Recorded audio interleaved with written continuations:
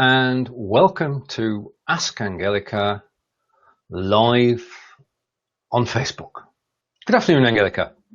Good afternoon, Stephen. Good Right. afternoon, anybody else. Right. Well, good afternoon, everyone, really. This is Angelika's twice a month show, or bi-weekly, really.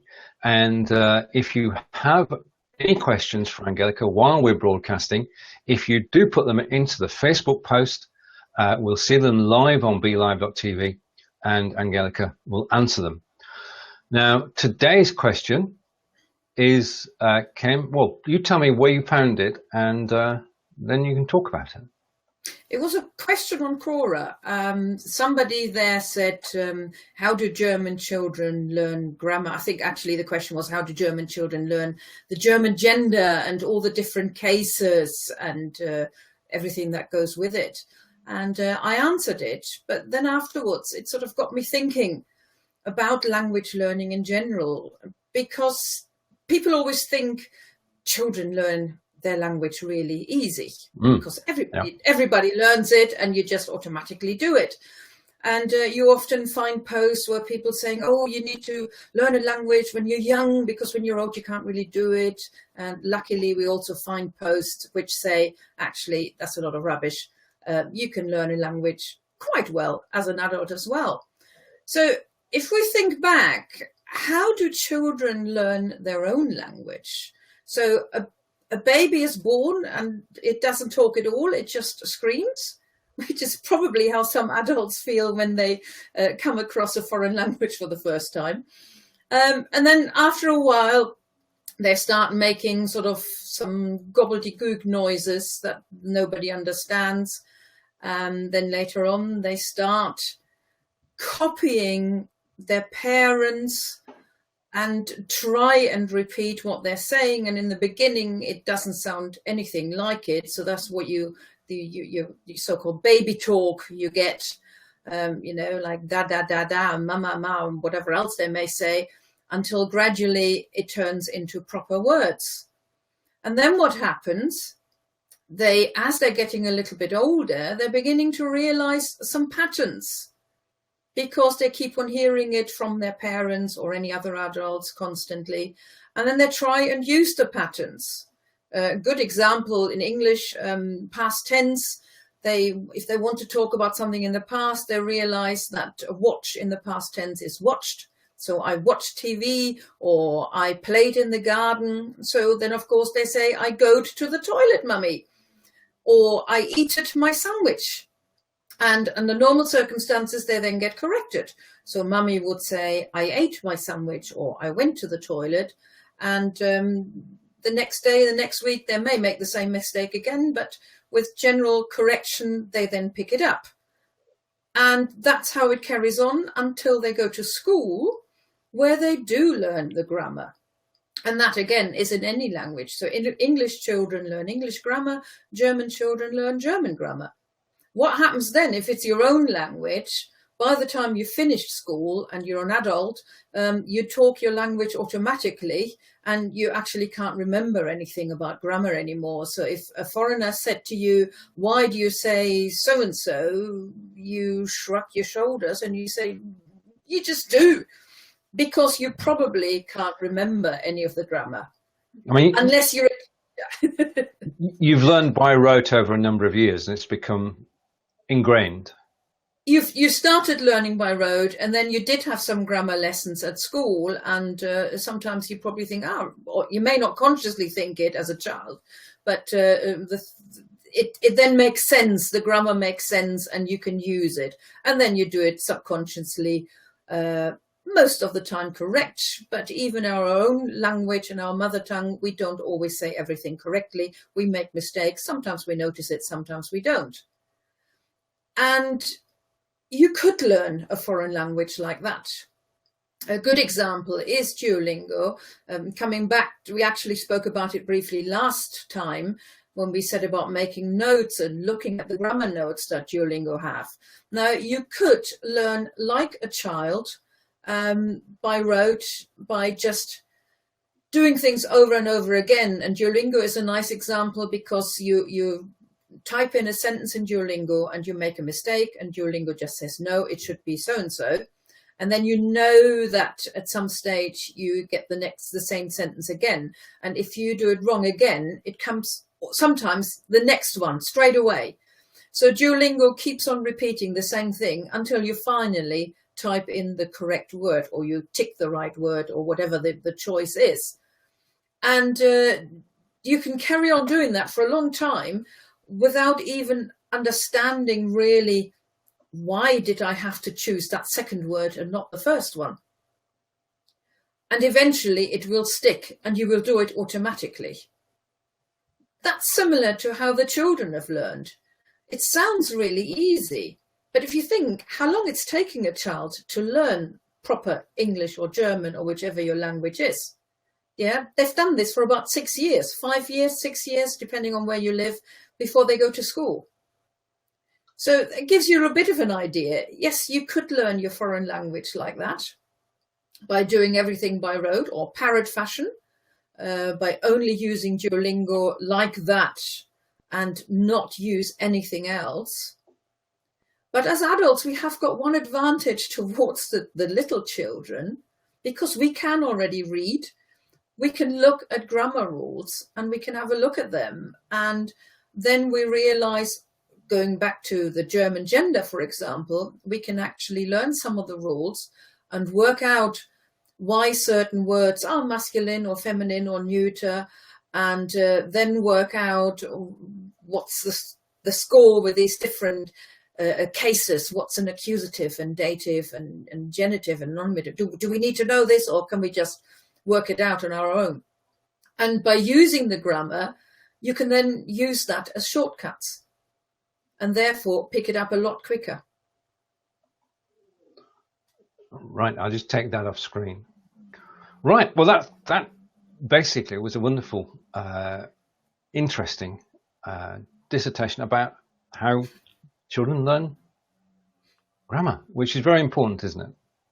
It is. And well, like I said, we all start in our own language by learning, by copying our parents and picking up things.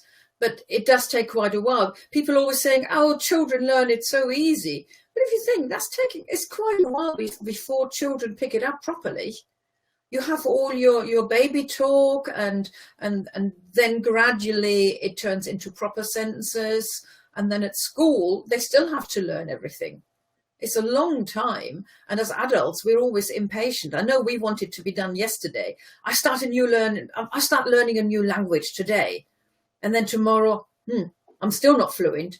Well, obviously it won't go that quick, but we should be able to pick up things a bit quicker than the children do, if we don't just learn it by parrot passion. Indeed. And we've just been joined by Ashan Malik, and a question which you might want to comment on. Please guide me with material to prepare students for A1 Goethe. Thank you. Oh, I would have to have a look. My first guess, but I'm guessing that Ashan will have already looked at that, is the Goethe Institute themselves. They will have quite a lot of material for their exams, including the A1. I don't know too much about the Goethe exam itself, so I could really only either say, go and have a look what they've got on offer, or look for general things for A1. But if you're doing an exam, and it doesn't matter which exam it is, so whether it's through the Goethe Institute or whether you're doing an exam at an English school and you're going with AQA or EdExcel or whichever one it is, for exams purposes, it is a good idea to find out exactly what they are looking for, because, of course, you want to do well in the exam. That is not so important if you're just learning German because you want to learn German, because then you can use what you like. But for exams purposes, you need to look a bit closer. I'm quite happy to have a look later on, but I don't really know that much myself, so I would have to have a bit of a Google. Right. Okay. And can you just talk a little bit about the Ask Angelika Facebook group? how yes. it can help people.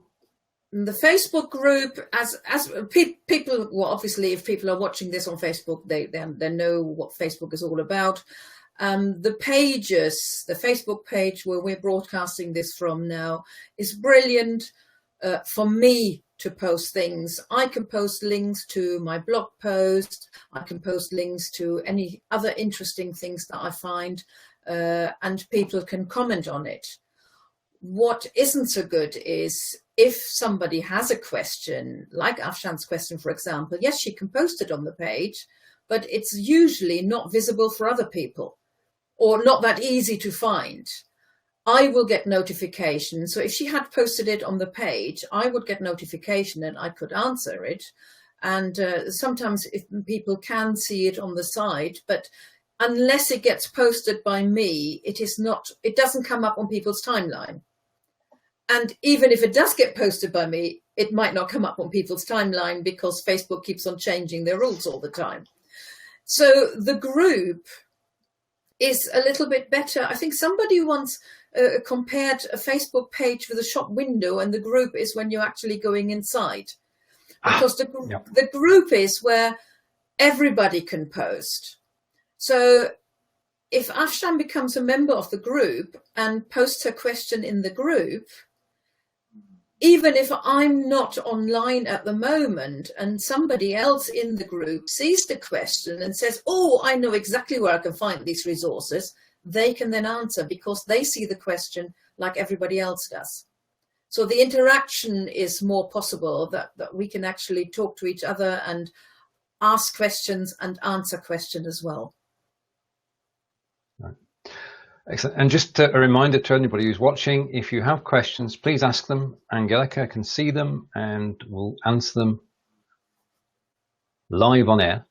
And I know you said not to do this, but I'm just going to read this out.